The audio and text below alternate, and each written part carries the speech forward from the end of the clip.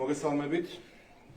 ევროპარლამენტმა გუშინ განიხილა და დღეს მიიღებს უკრაინაში ომის დაწყებიდან რიგით მეოთხე რეზოლუცია საქართველოს შესახებ. ქართული ხალხი უკვე შევეგუეთ იმ ფაქტს, რომ ევროპარლამენტის ბოლოდროინდელი რეზოლუციები გამოირჩევა პირადი თავდასხმებითა და ცრუ ნარატივების დამკვიდრების მცდელობებით. გვახსოვს, როგორ გავოგნდით, როცა ქართული ჯარის კუთვნილი 5 მილიონი ევროს მიმთვისებელი ოლიგარქი დავით კეზერაშვილი მედია მენეჯერად მოგვინათლეს. როგორ გავბრაზდით, როცა პენტენციურ დაწესებულებაში მიხეილ სააკაშვილის განთავსების პირობებთან დაკავშირებით ცრუ ნარატივი ამოვიკითხეთ.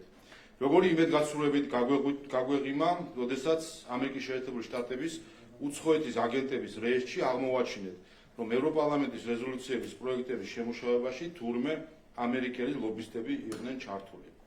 თუმცა რეზოლუცია, რომელსაც ევროპარლამენტი დღეს მიიღებს, ჩვენს ამ შეგუებულ იმედგაცრუებასაც მნიშვნელოვნად ცდება და როგორც სულისკვეთებით, ისე მისი შინაარსით საქართველოში ევროკავშირის ელჩის სიტყვები რომ გამოვიყენო, აღმაშფოთებელი, სამარცხვინო და ამაზრზენია. აღმაშფოთებელია რეზოლუციის ის ჩანაწერი, რომელშიც მოთხოვნილია ბიძინა ივანიშვილისთვის სანქციის დაწესება. ეს ევროპარლამენტის უკვე მესამე რეზოლუციაა, რომელთაც ცალკეული ძალები ევროკავშირის ოფიციალურ ინსტიტუტებს ბიძინა ივანიშვილზე თავდასხმისთვის და პირადი პოლიტიკური ანგარიშთორებისთვის იყენებენ. ადამიანზე, რომლის წვლით განსაზღვრელია იმაში, რომ მუდმივად ომის ქარცეში გახვეული საქართველო უკვე წლებია ინარჩუნებს მშვიდობას და არ გახდა გეოპოლიტიკური დაპირისპირების ადგილი. ამასთან, როგორც ჩანს, რეზოლუციის ავტორები ხვდებიან, რომ ბიძინა ივანიშვილისადმი მათ აკვიატებულ ინტერესს უკვე სერიოზულობა აქვს დაკარგული და ამჯერად პრემიერ-მინისტრი ირაკლი კობახიძეც პირადად ახსენეს.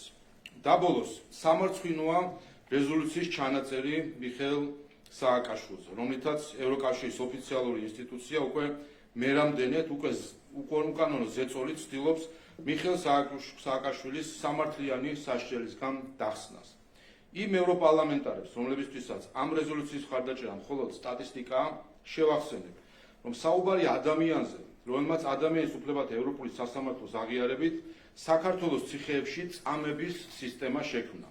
დახურა ან ჯიბეში ჩაიდო ყველა ტელევიზია, რომლის რეჟიმის ტრაგიკული შედეგები მაშინდელ ციხეებში ასეულობით ათასმა ადამიანმა საკუთარ თავზე გამოსცადა. სამარცხვინოა, რომ ქართველ ხალხს 20 წელია იმ ევროპელი პოლიტიკოსების ყურება უწევს, რომლებიც ჯერ ხელისუფლებაში მყოფი მიხეილ სააკაშვილის დანაშაულებს ხელსაფარებდნენ, ახლა კი ევროპული ინსტიტუციების გამოყენებით სამართლიანი სასჯელისგან მის უპირობო დახსნას ცდილობენ. ამაზენია საქართველოს მიმართ რეზოლუციაში წაყენებული მოთხოვნა დაუწესოთ რუსეთს ორმხრივი სანქციები. სკანდალურია, რომ ეს რეზოლუცია ევროკავშირის პირველი ოფიციალური საჯარო დოკუმენტია, რომელშიც საქართველოსგან რუსეთისთვის სანქციების დაწესების მოთხოვნა ღიად არის დაფიქსირებული. თუმცა კარგია, რომ როგორც იქნა საბოლოოდ გაცხადა ის, რაზეც აქამდე მსგავსი მოთხოვნის ავტორები საჯაროდ საუბარს გაურბოდნენ, ზოგიერთი კი საჯაროდ უარყოფდა კიდეც. ამ რეზოლუციამ ნათელი გახადა საქართველოს მოსახლეობისთვის, თუ რა წნეხის ქვეშ იყო მთელი ეს პერიოდი საქართველოს ხელისუფლება. სწორედ ეს და ზოგიერთი სხვა ნაბიჯიც იყო ის, რასაც ბოლო 2 წელიწად-ნახევრის განმავლობაში ზოგიერთი აქტორი დახურულ კარს მიღმა ჩვენგან დაჟინებით ითხოვდა.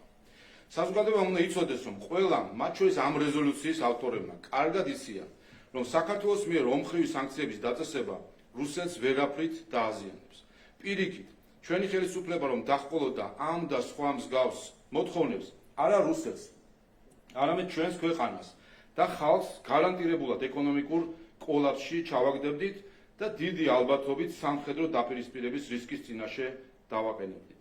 ის, რომ ამ რეზოლუციით ევროკავშირის და ნატოს უსაფრთხოების ქოლგით დაცული ქვეყნების წარმომადგენლები საქართველოსგან, რომელსაც არც ევროკავშირის და არც ნატოს ქოლგა არ იცავს, რუსეთთან ურთიერთობის უკიდურეს გამწვევებას ითხოვენ, კარგად აჩვენებს, თუ რეალურად რამდენად აწუხებთ მათ იმ ქართველი ხალხის ბედი, რომელსაც ასე ხშირად ახსენებენ რეზოლუციაში. ნათელია, რომ არჩევნებამდე რამდენიმე დღით ადრე ევროპარლამენტის ცალკეული ჯგუფების მიერ რეზოლუციის ინიცირება ამომრჩევლის ნების ფორმირებაზე გავლენის მოხდენის მცდელობაა, რაც კატეგორიულ წინააღმდეგობაშია ჩვენ საერთო ევროპულ ღირებულებებთან. ამავე დროს გუშინდელმა განხილვამ ისიც აჩვენა, რომ საბედნიეროდ ევროპარლამენტში მოიძებნება საღი აზრიც, რომელიც იმედია დროთა განმავლობაში ევროპული ღირებულებების ტრაექტორიას აცდენილი ამ ტენდენციის შეჩერებას შეძლებს. მადლობა მინდა გადაუხადოს სწორი შეფასებისთვის და ქართველი ხალხის მხარდაჭერისთვის ამ ადამიანებს. დასასრულ მინდა კიდევ ერთხელ მოუწოდო ყველა უცხოელ აქტორს პატივისცემ არჩევნების გარე გავლენებისგან თავისუფლად ჩატარების სუვერენულ უფლებას, რაც წესებზე დაფუძნებული საერთაშორისო წესრიგის ერთ-ერთი ფუძემდებლური პრინციპია. ჩემი მტკიცე მოლოდინია, რომ ევროპარლამენტი პატივისცემს ქართველი ხალხის მიერ 26 ოქტომბერს გაკეთებულ არჩევანს და ასევე მოუწოდებს ოპოზიციას და ევროკავშირის მიერ დაფინანსებულ ორგანიზაციებს მიიღონ ქართველი ხალხის არჩევანი როგორც დემოკრატიის ვერდიქტი. მადლობა. მოგესალმებით, მეგინარს თავისა ტელეკომპანია იმედი გორბის ყველასთან შევით მიდეკითხოთ, სადაც ქართული ოცნების მაჩვენებელი არის 59.5%, რას მიუთითებს აღნიშნული კვლევა და ამ კვლევის მიხედვით მხოლოდ 3 პარტია ახავს 5%-ს. ჩვენ ხედავთ ამ კვლევამ კიდევ ერთხელ დაგვანახა თუ რატომ არის ეს ძვრები ოპოზიციაში, როდესაც ცდილობდნენ ჯერ გარკვეულწილად და გაერთიანებას, ვინაიდან პრობლემები აქვთ იმისთვის, რომ გადალახონ ბარიერი და შესაბამისად ხვდებიან, რომ ამ არჩევნებში ექნებათ ისტორიული მარცხი. რაც შეეხება ქართული ოცნების მხარდაჭერას, სხვა რა მოლოდინი შეიძლება გქონდეს, როდესაც მეორე მხარეს დგას ორგანიზებულად ადამიანთა ჯგუფი, რომლებიც ამორჩევას პირდაპირ ეუბნებიან, რომ ისინი იმოქმედებენ არა ქართული ხალხის ინტერესებით, არამედ უცხოეთის დავალებით. დღესაც ჩემი ბრიფინგის თემა არის ევროპარლამენტის რეზოლუცია, სადაც სკანდალურია, რომ პირველად ღიად არის მოთხოვნილი, რომ ჩვენ დაუწესოთ სანქციები რუსეთს. აი ამას გააშიასრულებენ პირველ რიგში ეს პარტიები, ამას ამბობენ.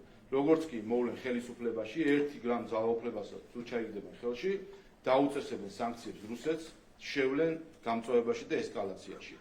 რეზოლუციაში წერია, რომ მიხეილ სააკაშვილი დაუყოვნებლივ უნდა გათავისუფლდეს. ამას გააკეთებენ ეს ძალები, თუ კი მოვლენ ხელისუფლებაში, დაუყოვნებლივ გაათავისუფლებენ მიხეილ სააკაშვილს, ადამიანს, რომელიც 100,000-ობით საქართველოს მოქალაქის ციხეებში გატარების და ასობით ადამიანის წამების სისტემის ორგანიზატორი არის. ამიტომ რა თქმა უნდა, ის მხარდაჭერა თუ პროცენტები, რომელიც მათ აქვს, ესეც კი გასაკვირია. როგორ შეიძლება ხმას აძლევდნენ პოლიტიკურ ჯგუფებს, რომლებიც აგინებენ ეკლესიას, რომლებიც ხარს არ უჭერენ ოჯახური ღირებულებების კანონს და არიან მომხრე LGBT პროპაგანდის. იმ ძალას, რომელიც ამბობს, რომ მზად არის საქართველოს შეიყვანოს ომში. როგორ შეიძლება საერთოდ ერთი ხმაც კი აიღონ ამ პოლიტიკურმა ჯგუფებმა. კარგი მთავრობის ინდექსით საქართველოს ახალი ისტორიული მაქსიმუმი დაფიქსირდა და 40 საუკეთესოს შორის არის. ეს რაზე მიუთითებს და რით არის გამოწვეული ჩვენ ამ დღეებში პრემიერ-მინისტრს ჰქონდა ჩვენი პროგრამის წარდგენა, მათ შორის საუბრობდა იმ მიღწევებზე, რაც გვაქვს ჩვენ ბოლო 12 წლის განმავლობაში და მე მგონი ყველამ კარგად ციფრებით იხილა თუ რა პროგრესს განიცდის საქართველოს ბოლო წლების განმავლობაში. ზუსტად ამის გამოხატულება არის ერთის მხრივ ჩვენი ინსტიტუციური სიძლიერე და პირიქითაც ჩვენი ინსტიტუციური სიძლიერე და მმართველობის გამართულობა შემდეგ ითარგმნება უკვე ეკონომიკურ ზრდაში თუ კეთილდღეობის გამყარებაში საქართველოში. ასე უნდა გითხრათ, ერთხელ რეკლამასთან დაკავშირებით ქართული ოცნების რეკლამა 13 ტელევიზია მარკაშვა მათი ეს გადაწყვეტილება რიცვლება და რაზე მიუთითებს ეს თქვენთვის და ასევე აპელირებენ ისევ ევროკავშირის ელჩის განცხადებაზე ამ წელს. ჩვენ ხედავთ, ეს არის ორკესტრირებული კამპანია ქართული ოცნების წინააღმდეგ, სადაც მედია და ეგრეთ წოდებული ადგილობრივი დამკვირვებლების ჯგუფი ჯგუფს პირი აქვს შეკრული ოპოზიციასთან ერთად, შეკრულია იმისთვის, რომ შექმნან არათანაბარი პირობები ქართული ოცნებისთვის. ხედავთ, რომ გასული არიან აბსოლუტურად სამართლებრივი შეფასებების ჩარჩოდან. ნახეთ, რომ როგორც ტელევიზიებმა, ისე რაც უფრო სკანდალურია, არასამთავრობო ორგანიზაციებმა, რომლებიც იჩემებენ, რომ არიან მიუკერძოებელი დამკვირვებლები, საკუთარი მოსაზრებები დააფუძნეს არა საქართველოს კანონმდებლობას, არამედ უცხო ქვეყნის ელჩის გამონათქვამს. ეს გარდა იმისა, რომ აჩვენებს მდგომარეობის აბსურდულობას, მიგვითითებს იმაზე, თუ რა უნდა ამ ჯგუფს, ოპოზიციას და ამ NGO-ებს საბოლოო ჯამში, როგორი საქართველო წარმოუდგენიათ. მათ წარმოუდგენიათ არის ისეთი საქართველო, სადაც ქართული კანონმდებლობით იმოქმედებენ. ამით საქართველო, სადაც უცხო ქვეყნის ელჩის სიტყვა არის კანონი. აი ეს არის მათი იდეალი ვასალური სახელმწიფოსი, რომელიც არა თავისი ხალხის ლეგიტიმაციით მიღებული კანონებით მოქმედებს, არამედ უცხო ელის სიტყვა არის მისთვის კანონი. ასე რომ ეს ორკესტრირებული კამპანია ქართული ოცნების წინააღმდეგ, რომლითაც იქნება არათანაბარი, არასამართლიანი გარემო ქართული ოცნების და იმედი მაქვს, რომ საერთაშორისო დამკვირვებლები მაინც ასახავენ ამ ყველაფერს საკუთარ დასკვნებში.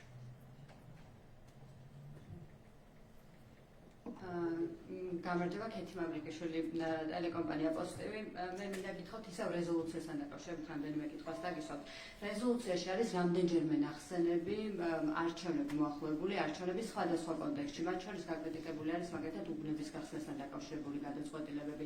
ასევე მოწოდება არის, რომ უმაღლესი სტანდარტების დაცვით ჩატარდეს არჩევნები და ასევე ერთი ფრაზა არის ესეთი, რომ იმედს გამოთქვამენ, რომ ქართული ოცნება უზრუნველყოფს მშვიდობიან გადაბარებას ძალაუფლების. აი წინას ამ მსგავსი განცხადებები რეზოლუციაში ევროპარლამენტარების მხრიდან თქვენთვის როგორ აღიქმება და რამდენჯერმე ხსენება მოახლოებული საპარლამენტო არჩევნებში? ჩემს ბრიფინგში შევეხე მხოლოდ 3 საკითხს, რომელიც ვფიქრობდი, რომ მნიშვნელოვანი იყო, თუმცა მთლიანად ეს რეზოლუცია, რა თქმა უნდა, ამიტომაც შევაფასე ის განსაკუთრებით სკანდალურად იმ მხრივ, რომ მთლიანად ეს რეზოლუცია არის გამშვალული ცრუ ნარატივების სულისკვეთებით, რომელიც მათ შორის თქვენს ახსენეთ არჩევნებთან დაკავშირებით, უბნებთან დაკავშირებით, აი აბსოლუტური ცრუ ნარატივი, რომელიც ასეთი ტიპის დოკუმენტებით ვრცელდება.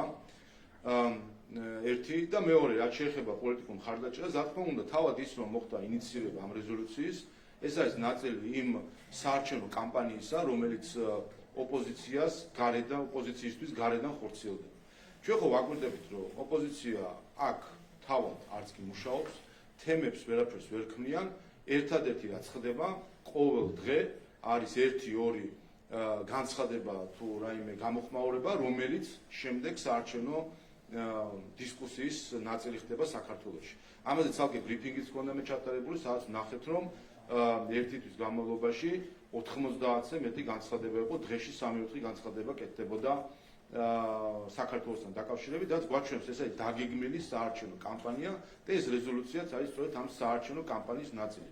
ჩვენ ვნახეთ, ვინ არიან ინიციატორები, ეს ხალხი არის ნაციონალური მოძრაობის გარე მფარველები, რომლებიც გვახსოვს ჩვენ, რომ ყოველდღიური მათი ასე ვთქვათ აქტივობა საქართველოსთან დაკავშირებით, ესენი არ არიან ქართული ხალხის მეგობრები, არიან მიხეილ სააკაშვილის მეგობრები და რა თქმა უნდა მათგან რაიმე სიკეთეს ქართული ხალხი არ მოელის. რაც შეეხება არჩევნების შედეგებს, მე ჩემ ბრიფინგში ვთქვი, რომ ეს ერთ-ერთი რისკი, რასაც ჩვენ ხედავთ და ვაკვირდებით, მათ შორის განსაკუთრებით ადგილობრივი არასამთავრობო ორგანიზაციების მოქმედება მიგვანიშნებს ჩვენ ამაზე, რომლებიც უცხოეთიდან ფინანსდებიან, რომ არის მზადება არა არჩევნების დღისთვის, არამედ არჩევნების შემდეგი პერიოდისთვის, რომ არ აღიარონ არჩევნები თავად მათ და შექმნან დესტაბილიზაცია საქართველოში, მათ შორის ამ სადამკვირვებლო ორგანიზაციების მონაწილეობით და ზუსტად ეს განცხადებებიც ამისკენ მიგვანიშნებს. ამიტომ კიდევ ერთხელ ჩემი მოწოდებაა, რომ ყველა მათ შორის ევროპელებმა კეთილი ინებონ და აღიარონ ქართული ხალხის არჩევანი, ვინაიდან ეს არის სწორედ ის, რასაც ჩვენ ევროპულ ღირებულებას უწოდებთ. თქვენ ახსოვთ პოზიტიური გზავნილები, რომელიც გუშინ გაჟღერდა ცალკეული ევროპარლამენტარების მხრიდან, მაგალითად რამდენიმე საუბრობს იმაზე, რომ არ უნდა ჩაერიოს ევროკავშირი საქართველოში და საქმეებში და საქართველოსმა უკეთიციან თავიანთი ინტერესები, ვიდრე ჩვენ ასეთი იყო, მაგალითად ჩეხი ევროპარლამენტარის განცხადება.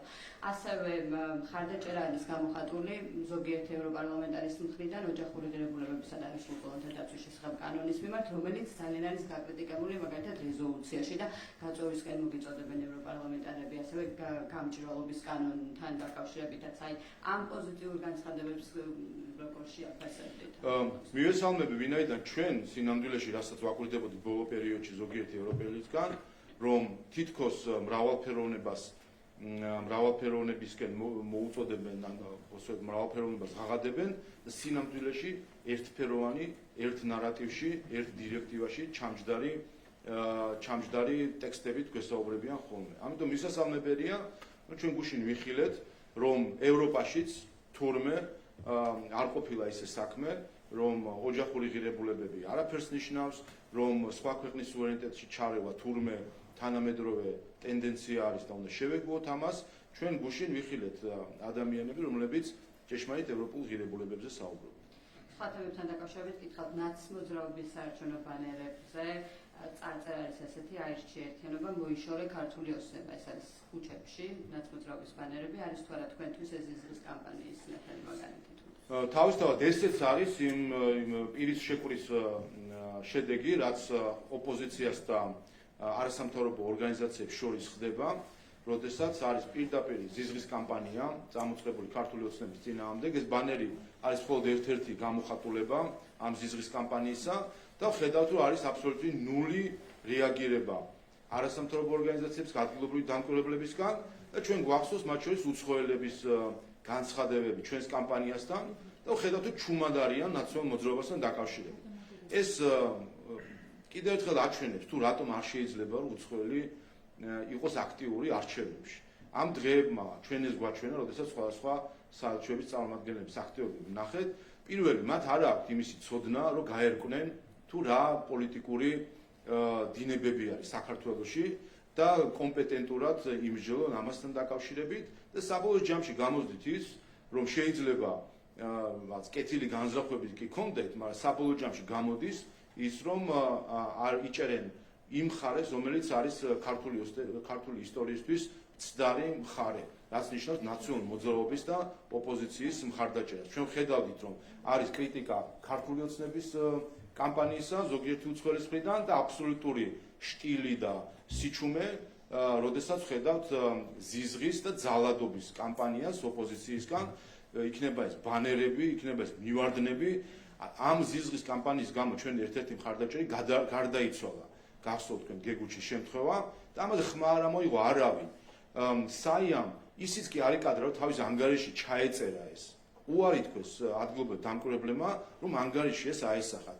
აი ასეთ ტენდენციებთან გვაქვს ჩვენ საქმე, არის აბსოლუტური, ასე ვთქვათ, ფრონტი შეკლული ადგილობრივ დამკვირვებლებსა და ოპოზიციას შორის იმისთვის, რომ შექმნან არათანაბარი პირობები ქართული ოცნებისთვის. თუმცა ხედავთ და მათ შორის კვლევებიც ძალიან კარგად აჩვენებს, რომ პირიქით ამის გამო ქართული ხალხი კიდევ უფრო ბრაზდება.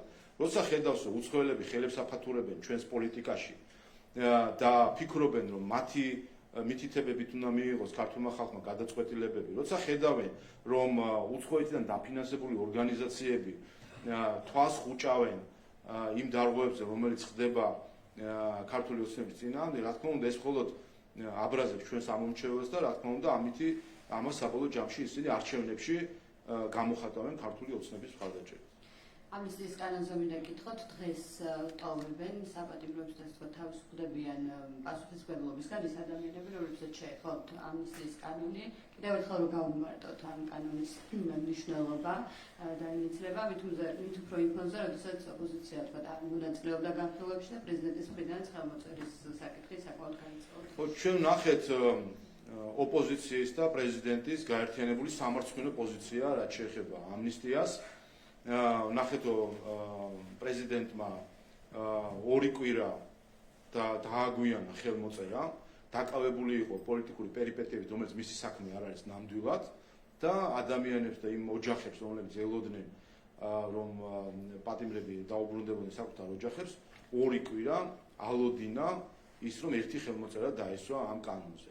აი ასეთ ადამიანებთან გვაქვს საქმე. ოპოზიციამ იცით, რომ მხარი არ დაუჭირა, ესეც აჩვენებს კიდევ ერთხელ მათ განწყობას რა არის, ისინი ხალხზე არ ფიქრობენ, ისინი უყურებენ რა დაკვეთა შემოვა უცხოეთიდან, უყურებენ რა რეზოლუციაში რა მითითებებს მიიღებენ, ну შემდეგ შეასრულონ ეს მითითებები და არა ქართული ხალხის მიერ. ბოლო კითხვას დაგისვამთ, ივანე ზოსიმეს უნიკალური ხელნაწერი ჩამოიტანეს თბილისში, ეს არის რომელიც სახელმწიფოს გადაეცემა ბიზნეს ევანიშვილმა ის გამოისყიდა აუქციონიდან და სახელმწიფოს გადასცა, როგორ შეაფასებთ ფაქტს? მნიშვნელოვანი მომენტია, ისტორიული მომენტია მათ შორის, რომ ხელნაწერი საქართველოში იქნება, მე-10 საუკუნის ხელნაწერი და პირველი ხელნაწერი, რომელიც ივანე ზოსიმეს ეკუთვნის. თავისთავად ამ ხელნაწერს აქვს როგორც ქართული კულტურისთვის, ისე ზოგადად კაცობრიობის კულტურისთვის დიდი მნიშვნელობა. იცით რომ ქართული ტექსტის გარდა იქ არის არამეულ ენაზე შესრულებული ტექსტი, ამიტომ ეს უნიკალური ძეგლი არის არა მხოლოდ საქართველოსთვის, არამედ ბევრი მათთვის, ვინც დაინტერესებულია მსოფლიო ისტორიით.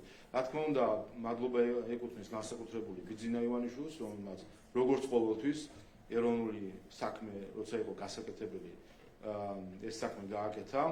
მაინტერესებს ოპოზიციიდან და ჩვენი სანაკებო NGO სექტორიდან ვინმე მადლობას თუ გადაუხდის მას ამისთვის. ასეთი ტექსტის ერთი ფურცელი, რომელიმე საელჩოს რესტავრაციისთვის, რომ 3000 ლარი გაეღო, ეხლა იქნებოდა აჭრელებული მათი სოცქსელები მადლობებით, უცხო ქვეყნის დროშების ფრიალით, რომ თურმე უცხოეთმა რაღაცა გაგვიკეთა. როდესაც ქართველი მეცენატი ასეთ უნიკალურ ხელნაწერს აბრუნებს საქართველოში. ვინმეს ერთი მადლობა თუ დასწდება ოპოზიციისგან და იმ NGO-ებისგან, რომლებიც ამბობენ, რომ საზოგადოებას წარმოადგენენ. დავაკვირდებით, ნახავთ, რამდენად დარჩათ მათ რაიმე ნატამალი ქართველობისა, იმისთვის, რომ ერთი მადლობა მაინც გაიღონ ამ კეთილი საქმისთვის. გამარჯობა, რუსუდან დუმბაძე, TV პირველი. ბევრი კითხვა მაქვს რამდენიმე თემაზე. ერთი შეეხება ევროპარლამენტის რეზოლუციას. უბრალოდ მაინტერესებს, აი ჩვენ გვახსოვს წინა რეზოლუციები, როგორ იყო შეფასებული თქვენი მხრიდან და დღესაც აღნიშნავთ, რომ ევროპარლამენტი უკვე მე-4-ით იკრიბება, საკმაოდ მნიშვნელოვანი კვირებია თუ დღეები ახლა ევროპარლამენტში საქართველოსთვის, იმიტომ რომ იკრიბებიან მინისტრებით, შეიკრიბებიან და სხვათა შორის ერთ-ერთს კი თქვა, რომ ეს არ არის კარგის ნიშანი. ეს ნიშნავს, რომ ევროპაში აღშფოთებულები თუ შეშფოთებულები არიან ქვეყანაში განვითარებული მოვლენების გამო. რა გამოდის, რომ ეს რეზოლუცია, რომელსაც დღეს კენჭს უყრიან, თქვენთვის აღარ არის ჩალისფასის მქონე, რატიღა ბრიფინგს მართავთ ამ თემაზე. მაინტერესებს თქვენთვის რა ძალა აქვს. მე შევაფასე ის როგორც აღმაშფოთებელი, სამარცხვინო და ამაზრზენი. და რა თქმა უნდა, სამარცხვინოა, როდესაც ევროპული ინსტიტუციების გამოყენება ხდება იმისთვის, რომ კრიმინალი სააკაშვილი, რომელმაც შექმნა წამების სისტემა, დაიხსნა ციხიდან. ეს არ არის დღევანდელი რეზოლუციის პროექტი რით განსხვავდება წინებისგან, რომ თქვენ ბრიფინგს მართავთ და მნიშვნელობას ანიჭებთ. წინების ზუსტად ასე შევაფასებთ და რა თქმა უნდა, რაც შეეხება იმას თუ რა ფასია, რა თქმა უნდა, არანაირი ფასი არ აქვს დოკუმენტს, რომელიც კი უბრალოდ ბრიფინგის იდეა ის არის, რომ ქართველხანს კიდევ ერთხელ გაიგოს, სად არის ღირებულებითი განსხვავებები ჩვენსა და ევროპარლამენტს შორის. და ჩვენ ხედავთ ზოგიერთ წევრს შორის ევროპარლამენტს. ეს ღირებულებითი განსხვავებები არსებობს. ჩვენ ევროპას ვერ უწოდებთ იმ ხალხთა ჯგუფს, რომელიც კრიმინალის ციხიდან დახსნას ცდილობს. ეს მხოლოდ რეზოლუციების ნაწილია, რომელსაც ჩვენ ხედავთ, სადაც კიდევ ერთხელ ცდილობენ უკანონოდ სამართლიანი საშერისგან დაიხსნა წამების სისტემის შექმნელი ადამიანი. ყველას შევახსენებთ, რომ წამება ეს ადამიანის უფლების ისეთი უფლებაა, რომელიც აბსოლუტურ უფლებებს განეკუთვნება. როდესაც რეჟიმი ქმნის წამების სისტემას და ამ რეჟიმს ხელს აფარებს ხალხი, ვინც თავს ევროპელს ეძახის და ყოველ მესამე დღეს თუ მეორე დღეს ოპოზიციის ტელევიზიებიდან მორწმურობს იმასთან დაკავშირებით, თუ რა არის ევროპული ღირებულებები, აქ რა თქმა უნდა ჩვენ ვთქვათ, ამას არანაირი კავშირი ევროპასთან რეზოლუციის ამ ნაწილს არ აქვს.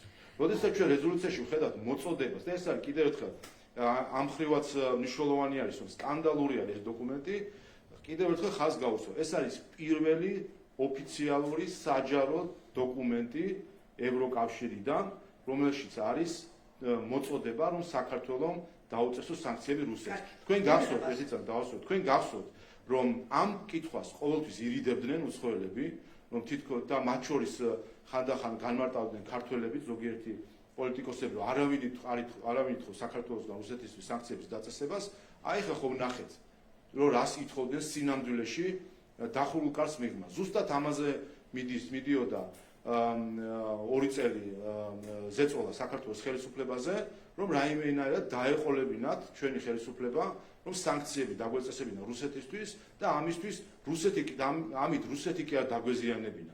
სინამდვილეში დაგვეზიანებინა ჩვენი ქვეყანა. და ახლა ამ ყველაფრის შემდეგ ევროპარლამენტი რომ წერს ამ წინადადებას ამ რეზოლუციაში, რა თქმა უნდა, ეს სამარცხვინო და ამაზენი ფაქტია. ბუნებრივია თქვენ შეგიძლიათ რეზოლუციის კონკრეტული ნაწილები გააკრიტიკოთ, ამის სრული უფლება გაქვთ, რაღაცები არ მოიწონოთ, მით უმეტეს, როცა ეს თქვენ მიმართ არის კრიტიკული. მაგრამ ერთი კითხვა მაქვს, ამ რეზოლუციებს ვიდრე მიიღებენ, დებატები გაიმართა გუშინ. ბიძინა ივანიშვილი შეადარეს ლუკაშენკოს, ქართული ოცნება ავტოკრატიულ რეჟიმს და თითქმის ყველა გამოსვლაში, ვინც თქვენ გაკრიტიკებდათ, საუბრობს თქვენზე, როგორც ანტიდემოკრატიულ ხელისუფლებაზე. გახსენდებათ ასეთი მწვავე გზავნილები და ეს თქვენს რეპუტაციას რა გავლენას მოახდენს თქვენს რეპუტაციას? გახსენდება კი უარესების მოგუსმენი ამ ხალხისგან. ამაზე უარესების მოგუსმენი ამ ხალხისგან, ხალხი რომელიც არის მიხეილ სააკაშვილის მეგობარი, მისგან კარგი როგორ უნდა მოვისმინოთ და მთელი პარადოქსი და ირონია ის არის, რომ ქართველი ხალხი გუშინ ევროპარლამენტის ტრიბუნიდან ისმენდა კრემლზე საუბარს თუ დაბრალებას ხალხისგან, რომელიც რუსული აქცენტით საუბრობდა იქიდან და რომელმაც პოლიტიკაში ფეხი აიდგეს გორბაჩოვის პერესტროიკის დროს. აი ეს ხალხი რუსული აქცენტით გორბაჩოვის პერესტროიკის დროს პოლიტიკაში შემოსული ხალხი ევროპარლამენტის ტრიბუნიდან ჩვენ ქართველებს გვესაუბრება კრემლზე, რუსულ გავლენებზე, ეს უბრალოდ სასაცილო არის, ყველაფერს თავი დავანებოთ. საინტერესო პასუხია. ერთი კითხვა მაქვს ასევე. აი ამბობთ, რომ ნაციონალური მოძრაობის მეგობრები არიან ისინი. თქვენ მეგობრებად მიიჩნევთ აი იმ ევროპარლამენტარებს, ვინც გუშინ პირიქით შეაქო ქართული ოცნების მიერ მიღებული კანონები და მისი პოლიტიკა. ჩვენ პოლიტიკურ მეგობრობას არ ვესწრაფით, ჩვენთვის მნიშვნელოვანი არის ჩვენთვის მნიშვნელოვანი არის ის თუ რა შედის ქართული ხალხის ინტერესებში და რა მიზნებია ქართულ ხალხს. ვინც ხარს დაუჭერს ქართულ ხალხს, ეს ყოველთვის იქნება მისასალმებელი. აი, იცით ვინ არიან ევროპარლამენტარები, რომლებიც გუშინ ევროკავშირი გააკრიტიკეს და ოცნება შეაქეს. აი, მაგალითად ერთ-ერთი, აი ჩეხი ევროპარლამენტარზე საუბრობდა ჩემი კოლეგა, ასევე იყო ფრანგი ევროპარლამენტარი, ტიერი მარიანი, ეს არის პატრიოტები ევროპისთვის ჯგუფის წარმომადგენელი და ყველა ევროპარლამენტარი, ვინც გუშინ ქართული ოცნების სასარგებლოდ საუბრობდა, არის ულტრამემარჯვენე იდეოლოგიის მქონე, მათ შორის ტიერი მარიანი, ვინც მე ვახსენე, 2015-ში ანექსირებულ ყირიმში იმყოფებოდა, შემდგომ რუსეთში იმყოფებოდა და შემდგომ თქვა, რომ ევროპას არ აქვს საფუძველი რუსეთს ეს სანქციები შეუნარჩუნოს. ანუ რუსეთის მაქებარი ულტრამემარჯვენე პარტიების წარმომადგენლები გაქებენ. თქვენ შეიძლება მეგობრებად არ მიიჩნევთ, მაგრამ ფაქტი ეს არის, რომ მხოლოდ ისინი გაქებენ. აი ეს არის ზუსტად სინამდვილეში აქ მოძებნით თქვენ სად არის საძირკველი თუ საფუძველი იმ პრივიტიული დისკურსისა, რომელიც უნდათ რომ მოახვიონ სამყაროს და დაყონ კრიტიკოსები მიაყენონ პრორუსის იარლიყი და ამით დახურონ ნებისმიერი საუბარი. ასეთი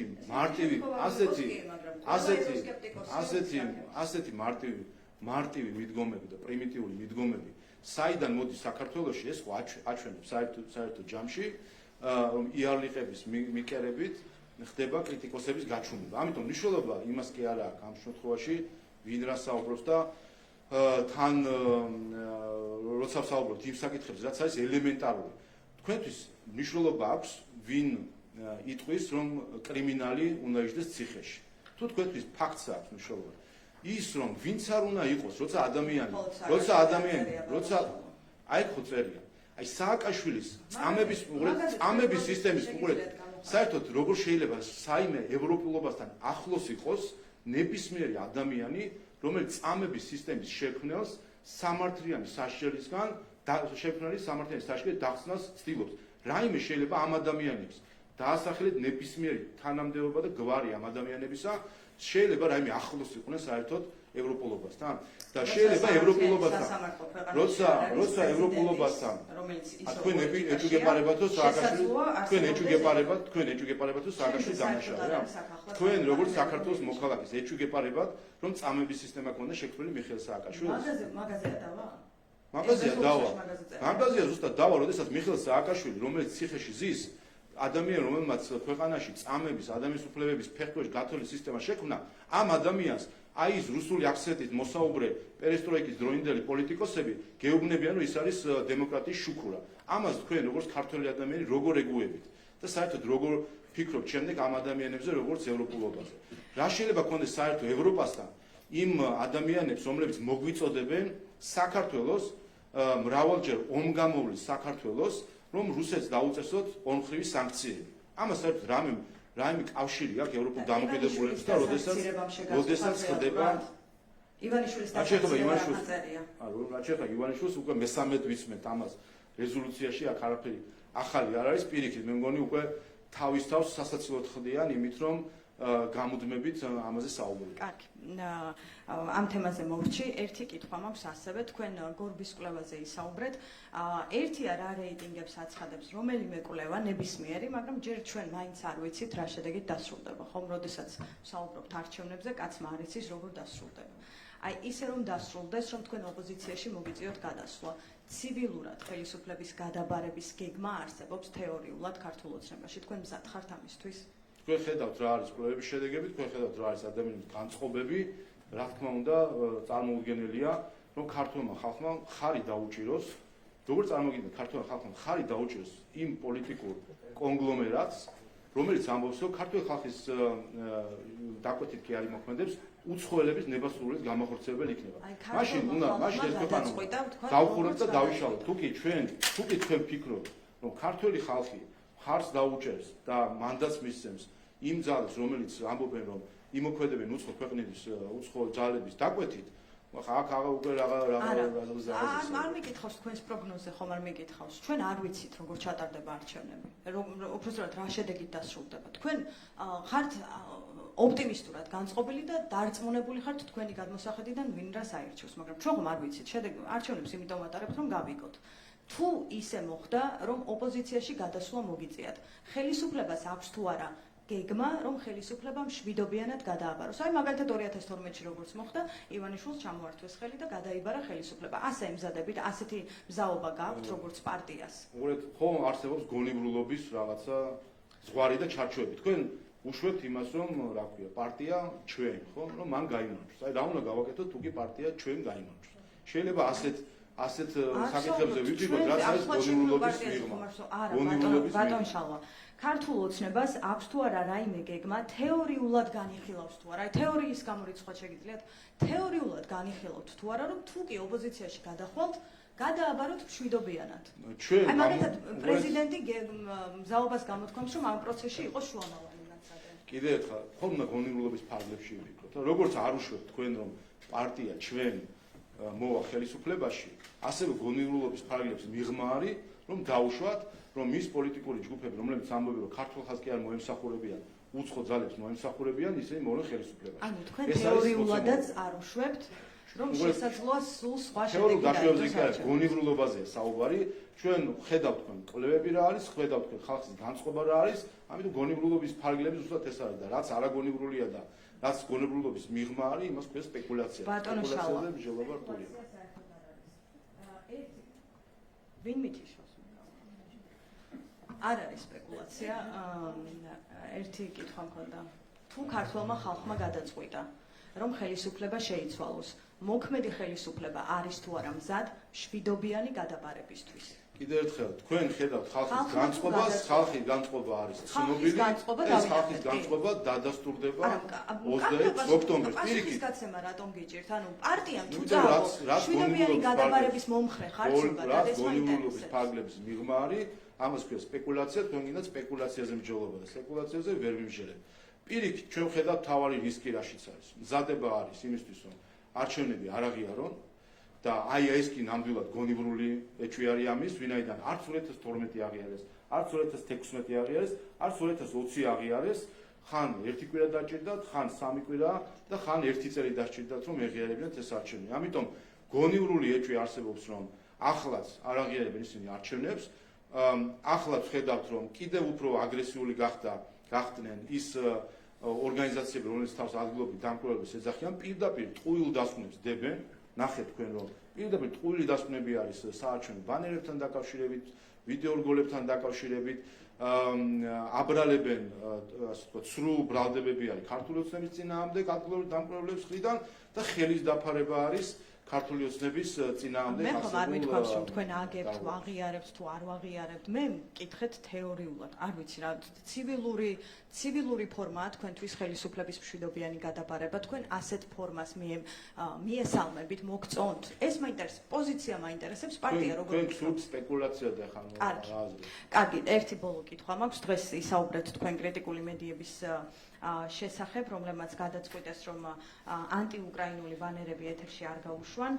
დღეს გაიმართება მარეგულირებელ კომისიაში ეს მსჯელობა, სამივე არხი არ უშვებს და მათ შორის ეს ბოლო თვე ნახევარში, როგორც მეუბნებიან, ეს უკვე მეოთხე საჩივარია კრიტიკული არხების წინააღმდეგ ქართული ოცნების მხრიდან. და არა მხოლოდ ეს არხები, არამედ ასევე არასამთავრობოები მას აფასებენ როგორც შეტევას და კრიტიკული ხმის ჩახშობას, ფინანსურ წნეხს, მათ შორის ამ ცდელობას.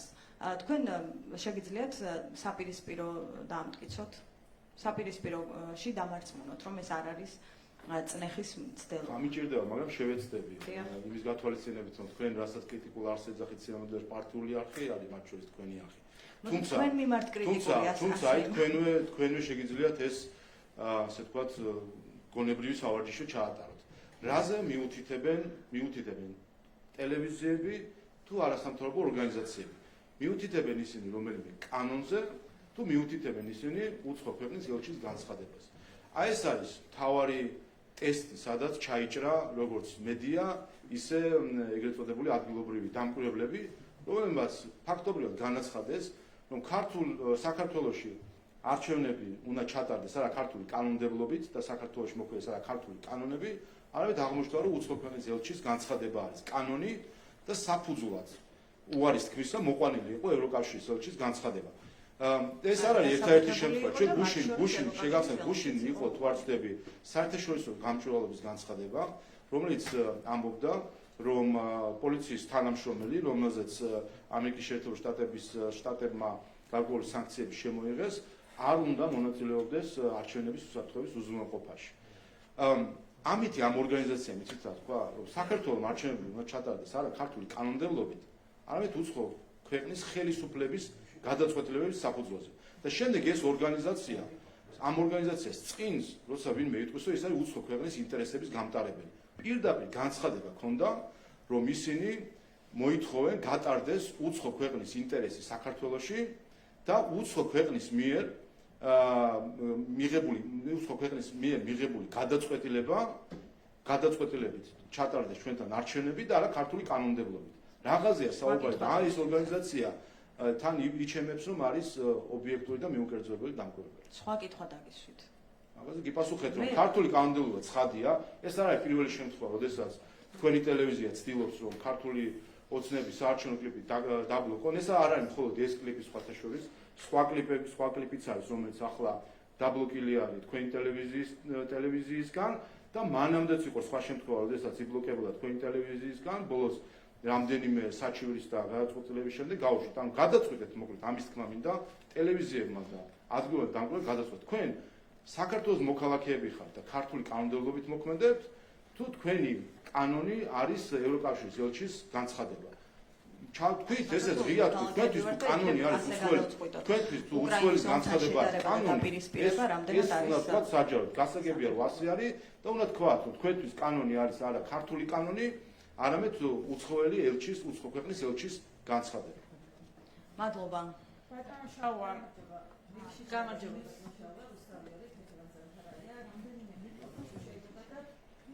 პირველ რიგში უნდა გკითხოთ რეზოლუციის იმ ნაწილთან დაკავშირებით, რომელზეც თქვენ თავშივე ისაუბრეთ ძირითად ნაწილში, რუსეთისთვის ორმხრივი სანქციების დაწესებასთან დაკავშირებით და სკანდალურიც კი უწოდეთ აი ამ ჩანაწერს.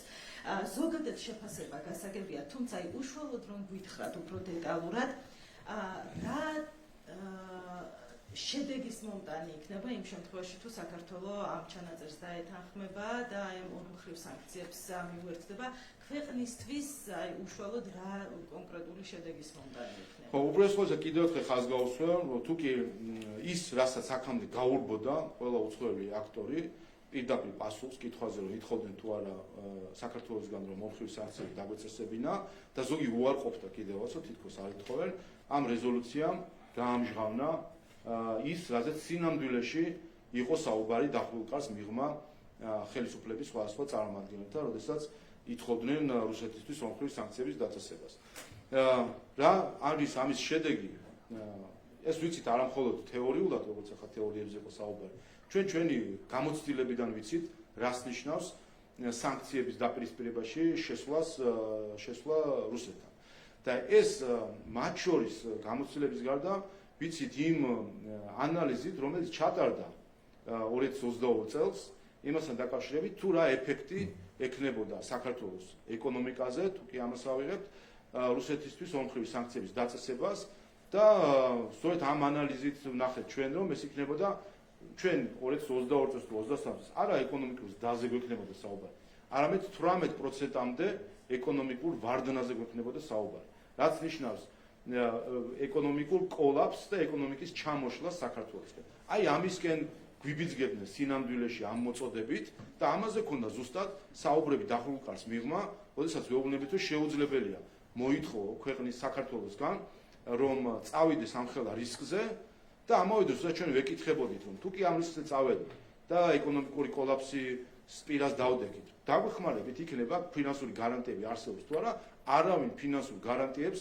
არ გვაძლევდა ჩვენ, ვიქნებოდით კეთილ ნებაზე დამოკიდებული, შემდეგ ვინმე გამოგვიგზავნიდა ხორბალს კონტეინერით, თუ ჩაგვისხავდა ბენზინს მანქანაში. აი ეს იქნებოდა ჰუმანიტარული დახმარების იმედად დარჩებოდა საბოლოო ჯამში საქართველო. ამიტომ ეს 2 წელი სინამდვილეში საქართველოს ხელისუფლებამ ზუსტად ასე გამოატარა იმ ზეწოლის ფონზე, რომელიც საქართველოს ხელისუფლებაზე მიდიოდა, რომ დაგვეწესებინა ორმხრივი სანქციები და ეხლა არ ვიცი ახლა შეცდომით გაეპარა თუ როგორ მოხდა ეს რეზოლუციაში. კიდევ ერთხელ ეს არის პირველი ოფიციალური ევროკავშირის ოფიციალური დოკუმენტი, სადაც ასე ღიად არის მოთხოვნილი, რომ საქართველოს ორმხრივი სანქციები დაუწესოს რუსეთს. ეხლა მაინტერესებს ამასთან დაკავშირებით რა სიტყვის ოპოზიცია. გასაგებია პრინციპში ლელოს პირდაპირ პროგრამაში უწერია, რომ აპირებს საქართველოს დაანგრიოს ასეთი ნაბიჯებით, ასე რომ ეს არის ოპოზიცია ხომ რა არის თავარი დაპირება ოპოზიციის, რომ ისინი ხელისუფლებაში თუ მოვლენ, შეასრულებენ ყველა მითითებას, რაც მოდის უცხოეთიდან, მათ შორის ევროპიდან რა მითითებას მიდის. აი მითითება რეზოლუციაში გაწერილია შავით თეთრზე. დაუწესეთ სანქციები რუსეთს. მოვლენ 2 დღეში დააწესებენ ამ სანქციებს. რა მოყვება ამას ეკონომიკურად დათვლილი არის ანალიზის სახით და ჩვენი ახლო წარსულიც ძალიან კარგად ვიცით, ხო, რას ნიშნავს სანქციების ომი რუსეთთან. და მეორე, გარდა იმისა, რომ ეს რა თქმა უნდა და ეს თავარი პრობლემა ის არის, რომ საერთო ჯამში ყველამ ძალიან კარგად იცის, ამ რეზოლუციის ავტორებმაც კარგად იციან, რომ ჩვენ ორმხრივი სანქციებით რუსეთს ვერანაირ ზიანს ვერ მივაყენებთ, მიზერულ ზიანსაც კი ვერ მივაყენებთ რუსეთს ორმხრივი სანქციები. ერთადერთი, ვინც დაზიანდება ასეთი სანქციებით არის ქართველი ხალხი, ეს ნიშნავს, როგორც გითხარით, სიღატაკეს, ჩამოქცევას ქართული ეკონომიკისა, თუ რატომ მოგვიწოდებენ მიუხედავად იმისა, რომ ეს ყველაფერი ყველასთვის ძალიან კარგად არის ცნობილი, ეს უკვე მეორე საკითხი არის და ამაზე რა თქმა უნდა დაფიქრდეს ქართული ხალხი. კიდე ერთ კითხავს, თუ შეიძლება პრეზიდენტთან დაკავშირებით საუმეზურებიშვილთან დღესაც გრძელდება კონსულტაციები ოპოზიციურ პარტიებთან ამ ტექნიკურ მთავრობასთან დაკავშირებით, თუმცა უკვე გაჩნდა გარკვეულწილად მოსაზრება ამასთან დაკავშირებით, რომ შეიძლება პრეზიდენტი თავადვე არ ღვევდეს იმ ქარტიის წესებს, რომელიც თვითონვე შეიმუშავა და მე შემდეგ სთხოვა, რომ ოპოზიციას მოეწერა ხელი. აი ჩანაწერი ასეთი არის ქარტიაში, რომ არჩევნების შემდეგ უნდა დაკომპლექტდეს ის ტექნიკური მთავრობა, თუმცა პრეზიდენტი საუმეზურებიშვილი ცდილობს, რომ არჩევნების შედეგებამდე უკვე წარმოადგინოს პრემიერობის კანდიდატი და რაღაცნაირად დაკომპლექტდეს ეს ტექნიკური მთავრობის შემადგენლობა. მოდის თუ არა წინააღმდეგობაში, ანუ თავისივე შედგენილ დოკუმენტთან, მისივე ქმედებები. უბრალოდ ყოველსა კიდევ ერთხელ ეს კონსტიტუციის კიდევ ერთი დარღვევა არის, რაც ახლა ხდება ქალბატონ სალომეს მხრიდან, როდესაც ის პირდაპირ ერევა საარჩევნო და პოლიტიკურ პროცესებში და იმ შედეგებით, რასაც ჩვენ უყურებთ, ეს ასეც უნდა მომხდარიყო. როდესაც პრეზიდენტის რეზიდენცია იქცევა ფანჩატურად, როგორც ადრე ქონდა ნათელაშვილის მოწყობილი, როცა ნათელაშვილის ფანჩატური ინაცვლებს პრეზიდენტის რეზიდენციაში, ეს არის უკვე საბოლოო ძირის გამოთხრა პრეზიდენტის ინსტიტუტისთვის და საბოლოო ჯამში აჩვენებს თუ რამდენად ამცირებს ქალბატონი სალომე იმ კონსტიტუციას, რომელიც ქართველი ხალხის მიერ არის მიღებული. ამიტომ რაიმე შედეგებზე საუბარი რა თქმა უნდა ზედმეტია. პრეზიდენტის რეზიდენციაში ქალბატონი სალომეს ფანჩატური რა თქმა უნდა წარმატებული ვერ იქნება. თუმცა ეს მეორე მხრივ გვაჩვენებს ერთ რამეს, რომ კიდე ერთი დასტურია, რომ სინამდვილეში მზადება არის არა არჩევნებისთვის, არამედ არჩევნების შემდეგი პერიოდისთვის, იმისთვის რომ ტერმინები, რომელსაც ჩვენ ყურს აჩვევენ, დროებითი მთავრობა, ტექნიკური მთავრობა, ეს ის ტერმინებია, რომელიც ჩვენ 2022 წლის ივნისში NGO-ების რევოლუცია რო ეწყობოდა, გახსოვთ, თქვენ მაშინ ახსენეს მათ, რომ უნდა ყოფილიყო დროებითი მთავრობა, რომელშიც იქნებოდნენ არა პოლიტიკოსები, არამედ ვიღაც ტექნოკრატები, არ ვიცი, და რომელშიც NGO-ებს ექნებოდათ უცხოეთიდან დაფინანსებულ NGO-ებს ექნებოდათ ვეტოს უფლება დაკომპლექტების დროს. ზუსტად ის სცენარი სიტყვით გადმოღებული არის ახლა ამ ომის ქარტიაში, რომელთაც ფაქტობრივად ქალბატონი სალომე და ხელმომწერელი პარტიები საქართველოს აცხადებენ ბანანის რესპუბლიკას, რომელსაც იმის თავი არ აქვს, ცოდნა, უნარი ქართულ ხალხს, მაიჩიოს მისი ხელისუფლება, რომ ეს უნდა იყოს რაღაც დროებითი რაღაც სამხედრო საბჭოს მსგავსი რაღაცა დროებითი ხელისუფლება, რომელიც დროებით ამოცანებს შეასრულებს. ბატონო შალვა, გამარჯობა. ვიზა ლიბერალიზაციის საკითხი როგორ ფიქრობთ, გადაიხედება თუ არა ევროკავშირში? არ მგონია.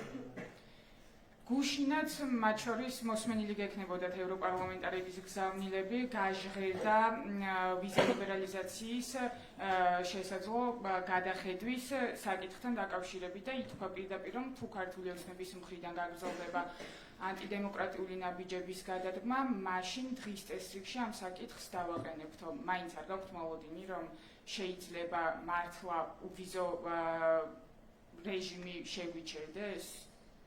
ხალხისგან, რომელიც ამბობს, რომ წამების სისტემის შემქმნელი ადამიანი ციხიდან უნდა გაუშვოთ. მიხეილ სააკაშვილზე არ გეკითხებით, რაღაცა ძალიან სენსიტიური თემა არის, მე მგონი თქვენთვის. მიხეილ სააკაშვილი საერთოდ არ მიხსენებია ექს-პრეზიდენტი. თქვენ აქცენტს აკეთებთ მხოლოდ მიხეილ სააკაშვილზე, როდესაც სხვა არაერთ საკითხს შეეხნენ გუშინ ევროპარლამენტარები, მათ შორის და ამ შემთხვევაში გეკითხებით ვიზა ლიბერალიზაციის საკითხზე. მიხეილ სააკაშვილი რა შუაშია უკაცრავად? იმ შუაში არის, რომ ადამიანი, რომელიც ამბობს, რომ წამების სისტემის შემქმნელი უნდა გათავისუფლდეს ციხიდან, იმ ადამიანის რამე ნახტომს, რაიმე ფასია ჩალაზე იყო საუბარი, რაიმე ფასი შეიძლება მივანიჭოთ. იმ ადამიანს შეიძლება ყველაფერი თქვას, რა თქმა უნდა იტყვიან ვიზა ლიბერალიზაციას იტყვიან და არ ვიცი მე, შეიძლება აქ ჯარის შემოყვანაზეც ისაუბროს შემდეგ ვიღაცა.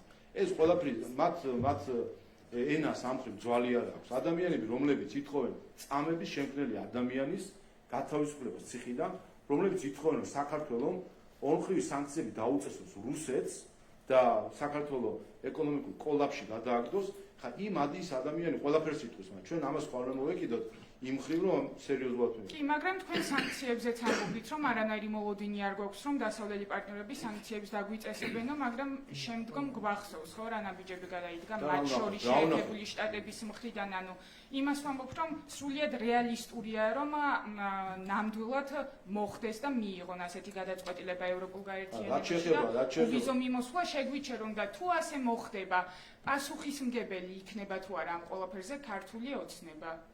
უსამართლობაზე პასუხისმგებელი როგორ შეიძლება იყოს სხვა ადამიანი, ხომ? საქართველოს 4 მოქალაქე, რომელიც თქვენ იგულისხმეთ სანქციებთან დაკავშირებით, ესეც ხო ნახეთ, რომ არის აბსოლუტურად უსაფუძვლო დაუსახუთებელი სანქციები, რომელზეც არც მტკიცებულება რაიმე წარმოდგენილა, არც სამართლიანი სასამართლოს უფლება მისცემიათ ამ ადამიანებს, არც დაცვის უფლება მისცემიათ ამ ადამიანებს, არც თავად გასცნო, არც საჯარო ყოფილა რაიმე პროცესი. ანუ შეერთებული შტატები უსაფუძვლოდ უწესებს ვიღაცებს სანქციებს, ამის თქმა გინდათ? დიახ, უნდობლობას უცხადებთ ჩვენ სტრატეგიულ პარტნიორს? არა თუ მინდა. უნდობლობას უცხადებთ? მე დობას რა მიზანს ემსახურება მაშინ მათ მიერ გადადგმული ეს ნაბიჯები? საქართველოს კანონმდებლობას. შეერთებული შტატები ჩვენი სტრატეგიული პარტნიორი არის თუ არა? კარგით, ახლა თქვენ გადადიხართ საბავშვო ბაღის კითხვა-პასუხი. არა და მაშინ უნდობლობას რატომ უცხადებთ? რატომ არის უსაფუძვლო მათ მიერ მიღებული გადაწყვეტილება? იმიტომ რომ არსებობს კრიტიკული აზროვნება, როგორც ერთ-ერთი და რა მიზანს ემსახურება მაშინ მათ იქმედებენ? ერთ-ერთი თვისება ადამიანის, რომელიც გულისხმობს, რომ რაღაცას გეუბნებიან, ყველაფერი უყურეთ ალბათ ნატალია, რასაც გეუბნებიან, ყველაფერი კი არ უნდა დაიჯეროს. კრიტიკული აზროვნება იმისთვის არსებობს, რომ კითხვებით ასვა. როცა გეუბნებიან, რომ თქვენი თანამოქალაქემ რაღაცა დაარღვია, რაღაცა. ამას კრიტიკული აზროვნების მქონე ადამიანი მოაყოლებს კითხვას, რომ კი, მაგრამ რა დააღვია და იქნებ მტკიცებულება მაჩვენო. ჩვენ ასეც მოვიქეცით, ჩვენ ვიკითხეთ ბევრჯერ. იქნებ მტკიცებულებები გვაჩვენოთ თქო. და ამის პასუხად იყო ნული რეაქცია. არც ერთი მტკიცებულება არ წარმოდგენილა. ერთი და მეორე, რაც განამდვილებით ვიცით, რომ ეს სანქციები ამ 4 ადამიანზეც საუბარი არის სისხლის სამართლის სანქციის დონის და სიმძიმის სანქცია და რა თქმა უნდა, როდესაც ასეთი გადაწყვეტილება მიიღება, ადამიანის უფლებათა საყოველთაო სტანდარტი და ქართული კანონმდებლობა მათ შორის ამბობს, რომ საჭირო არსებობდეს სამართლიანი სასამართლო, დაცვის უფლება, მტკიცებულების წარმოდგენა, საჯაროობა პროცესის და ასე შემდეგ. არც ერთი ეს მოთხოვნა არ არის დაკმაყოფილებული ამ შემთხვევაში. კარგი, და ამ შემთხვევაში აი გუშინაც კიდევ ერთხელ მოვისმინეთ დასავლელი პარტნიორების მხრიდან ითხოვენ ბიძინა ივანიშვილის დასანქცირებას. ამაზე რას ფიქრობთ და რამდენად რეალურია, რომ მართლა მოხდეს მისი და მისი ოჯახის წევრების დასანქცირება? მე ჩემს ბრიფინგში ეს შევაფასე როგორც აღმაშფოთებელი, ვესესხე რა ევროკავშირის მისი სამწვეროვანი გამონათქვამიდან. აღმაშფოთებელია რა თქმა უნდა, როდესაც ხდება პირადი პოლიტიკური ანგარიშსწორების მიზნით ევროკავშირის ინსტიტუციების გამოყენება და ზუსტად ამასთან გვაქვს ჩვენ საქმე. ანუ თქვენი აზრით გარიგებულები არიან ეს ევროპარლამენტარები ვინმესთან? თუ რატომ ფიქრობთ, რომ ისინი უსამართლო რის საფუძველზე აკეთებენ ასეთ რატომ აქვთ ასეთი გზავნილები, თუ სრულიად უსაფუძვლოა? არ ვიცი მე ვინმესთან არის გარიგებული, თუმცა რაღაცებს ჩვენ ვხედავთ, მათ შორის ჩვენ გვახსოვს წინა რეზოლუციების დროს გახსოვთ შემდეგ სკანდალურად გამსკვდარი ამბავი ამერიკის უცხოეთის აგენტების რეესტრიდან ამონაწერი, სადაც ნახეთ, რომ თურმე ამერიკელი ლობისტები ყოფილან, ამერიკელი ლობისტები ევროპარლამენტის რეზოლუციის პროექტების შემუშავებაში. არ ვიცი ხა ამ ანუ შესაძლოა ეს ევროპარლამენტარებიც მოსყიდულები იყვნენ, უშვებთ თეორიულად ამის შანსს? მე ვერაფერს ვერ დავუშვებ ამასთან დაკავშირებით, მე ვიცი რა არის შედეგი. ის ტექსტი შეუძლებელია სამართლიანი ევროპელი ადამიანი ითხოვდეს მიხეილ სააკაშვილის გათავისუფლებას. ისევ მიხეილ სააკაშვილი. არა, იმიტომ რომ ხო შედეგებით ვაყანოთ. თქვენ არც თქვენ და არც მე ხომ არ ვიცით რა მოხდა კულისებში. ჩვენ ვიცით რა დაწერეს ფურცელზე. ფურცელზე დაწერეს, რომ წამების სისტემის შემქმნელი უპირობოდ უნდა გათავისუფლდეს. ამ ტექსტის, ვისაც ხელში კალამი ეჭირა და ამ ტექსტს წერდა, იმ ადამიანს ჩვენ ევროპელს ხო ვერ უწოდებთ. აი ჩვენ რომ გვინდა ვამბობთ ევროპა ეს არის ღირებულებითი კავშირი. ამას რაიმე ღირებულება არა თუ ევროპულთან, ადამიანურ ღირებულებასთან საერთოდ რამე კავშირი აქვს დამნაშავის წამების სისტემის შემქმნელის, რომლის რეჟიმსაც 100,000-ობის ადამიანმა გამოიარა ციხეებით, ამ ადამიანზე ითხოვდა უპირობო გათავისუფლებას. ეს ანტიევროპა არის როგორც ასეთი, ამიტომ რეზოლუციის ეს ჩანაწერები სინამდვილეში არის ანტიევროპული ჩანაწერები. გამარჯობა, საზოგადოებრივი მაუწყებელი მოკლედ დავსვამ შეკითხვას. ორშაბათს დაანონსეთ პრეზიდენტის ინტერვიუსთან დაკავშირებით, რომ საკონსტიტუციო წარდგინება მომზადდება, თუ შეგიძლიათ ეს რომ განგვიმარტოთ, როდის მომზადდება კონკრეტულად და რა პროცედურებს მოიცავს? უბრალოდ სკოლისა კონსტიტუციური წარდგინების ტექსტი მზადდება ახლა და ჩვენ მე როგორც დავაანონსე, საპარლამენტო უმრავლესობა არჩევნებამდე, ანუ 26 ოქტომბრამდე მიმართავთ საკონსტიტუციო სასამართლოს, სასამართლოს შემდეგ აქვს კანონით ერთვიანი ვადა, იმისთვის რომ განიხილოს ეს საკითხი. შემდეგ უკვე, როდესაც ახალი პარლამენტი შეიკრიბება, ამასობაში გადაწყვეტილებაც იქნება და ახალი პარლამენტი პირველივე სხდომებზე გადააყენებს ქალბატონ სალომეს პრეზიდენტის თანამდებობაზე. გიორგი, გადავაგოროთ. ეთი რა